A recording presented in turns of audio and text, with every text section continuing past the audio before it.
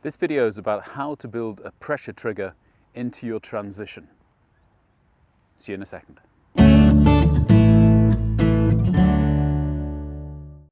Hello, welcome back to the channel. Today I want to talk you through what I would call kind of a pressure trigger that I've built into my swing. And this pressure trigger is actually there to help me make the change in direction or the transition in the golf swing at the right time. The reason we're talking about it at this time of year is it's something which is not a kind of a digital thought of now I'm going to change direction. On the contrary, it's far more a feeling. And it's a feeling that I want to basically happen intuitively. My body, I want to reach a particular point of pressure, a particular point of tension, and then I want it to change directions automatically. What I'm talking about here is basically the backswing and the change in direction in the backswing. As I rotate and get this left shoulder moving down, as we've talked about, muscles contracting and helping me to do this, I've also got the right side of my body, particularly the right leg, resisting this rotation, keeping the pressure on the inside of the foot, which is pushing the right hip back, allowing the lead hip to come forward, and at the same time holding me over the ball. And this ever increasing pressure is going to reach a point where I want it to then automatically break the tension and start the downswing. You could compare it to a torque wrench.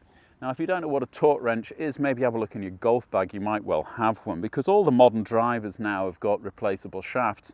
And so that we don't break the thread on the screw, they give us a torque wrench. And you can hear that the torque wrench will allow me to tighten the screw to a particular point, and then it lets go of the tension. And by doing that, I can't destroy the screw. And it's a similar kind of thing in the golf swing. I think a lot of us kind of turn into this tension and keep turning, and either we get too much tension, or far more often we'll break the tension and stand up or wander out of the center of our backswings. Because this is such a feel thing, it's going to take you quite a lot of time to get your body to do it intuitively. And that's why we're bringing this at the end of the season rather than the beginning. Now we're coming into these autumn months where it might look pretty out there, but we know that the greens aren't going to be as good. We're not going to be playing as much golf as we have done over the summer months. And this is probably the best time to start drilling things into your golf swing that you want to be using in the new year. So this is number one in that series. What we want to be doing then is taking the usual kind of drills that we've been doing before. And a lot of times I'll do this drill at home with my head against the frame of a door, just to give me some feedback whether I'm moving up and down, whether I'm moving right or left. Then I'll make the turn and try to get a feeling for how much tension I have in my body at the top of the turn. Once I get to that point, I want the feeling of really the knee breaking. Now, because I've used the legs more or less like a spring, and I've twisted the spring in the backswing, just breaking the tension in the legs will actually make my body pop back. You see that? Into the turn and break the legs. Into the turn and break the legs. Into the turn and break the legs, and then I can pop out the other side by pressing into the ground and getting these hips out of the way. But really, today is all about getting that feeling in your body. When is the body going to break the turn? When is it going to start turning in the other direction? Make that transition. And by getting my body to get the feeling for this, I can actually start to make an intuitive change of direction. Now, that's all well and good when you're at home, but you're going to have to get out on a driving range and try this with a golf club as well. Because of the inertia that you're creating in the golf club, you're going to get to a point in your backswing where this tension is at its height, when the arms are still moving up. And this extra energy which is working on the body is also going to increase the tension and the pressure feeling you have in the body. So it might well be that you are going to get this tension movement a little earlier when you have a club in your hand. So again, we're going to make the same kind of feeling, getting that shoulder down, lifting the arms and hands up and getting to this kind of weighted position at shoulder height. At this point, my body is going to break the tension and go in the opposite direction, whereas my arms and hands are probably still being kind of pulled up by the momentum and the inertia of the golf club.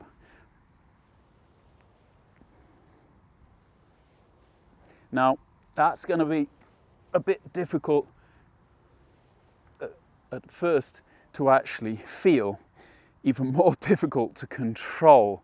And of course, you don't really want to be hitting golf balls and thinking about this. So it's really about then building that into a practice swing.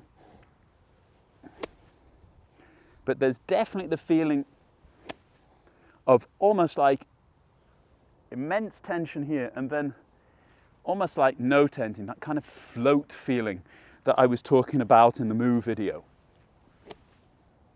And once I get the feeling for this, then I go up and try it with a golf ball.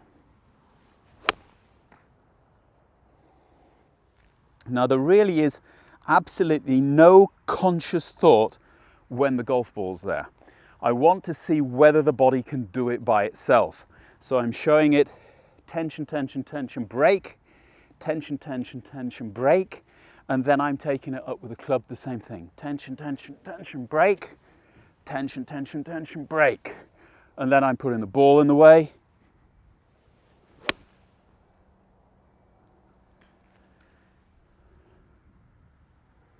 Seems to work.